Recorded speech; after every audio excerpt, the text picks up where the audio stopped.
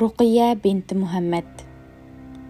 Ruqiyya raziyallahu anha alemlerge rahmet kılıp əvətilgən canican Peygamberimiz Muhammed sallallahu aleyhi ve sellem'nin Hazreti Hadiça'dan dünyaya kelgen ikinci kızı bulup, hicretten 20 yıl burun.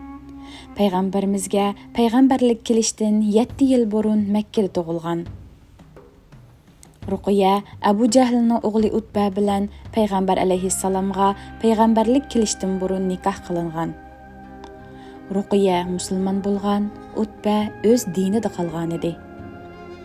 Tek toy kılınmay turup Abu Lahab haqqıdaki Tabbat surasının nazil boluşu bilen Abu Lahab oğluğu besim kılıp ularını ayırıp etken edi. Elbette bundaq boluşunu Peygamber aleyhissalam ve Hazreti Ruqiyya muhalaydı. Utba'dan ayrılıp iddeti toşqandan keyin Hazreti Osman'a yatlık boldu.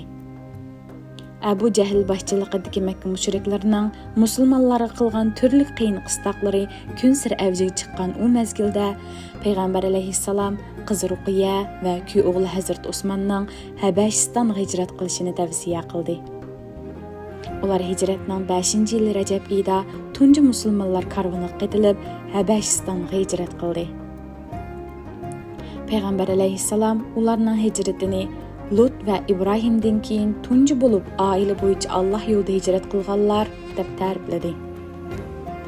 Habeşistan'da Abdullah isimli bir oğlu dunyoga keldi. Lekin 2 yaş vaqtida yüzünü xo'roz cho'qib yaralandi. Yüzdeki yara bara cho'ng'iyib davolig'ili bo'lmag'idek holga kelganlikdan baxtga qarshi vafot bo'lib ketdi. Shundan keyin Ruqiyya raziyallahu anhaning boshqa farzandi bo'lmadi.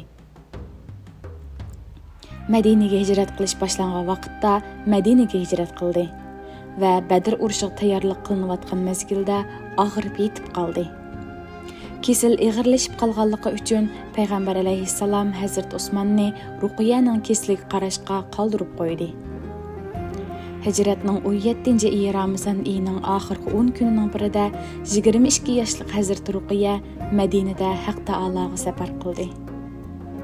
Ummu Ayman yoyub kepalladi. Jinoza namozini Hazreti Osman o'qidi. Badr g'azitining g'alaba xabari Madinaga yetganida Hazreti Ruqiyya Baqiy qabristonligiga dafn qilinayotdi. Badrdan g'alaba xo'shalligi bilan qaytgan payg'ambarimiz jonjigar qizning qabrisi bilan uchrashdi. Qizi uchun Qur'on o'qib duo qildi.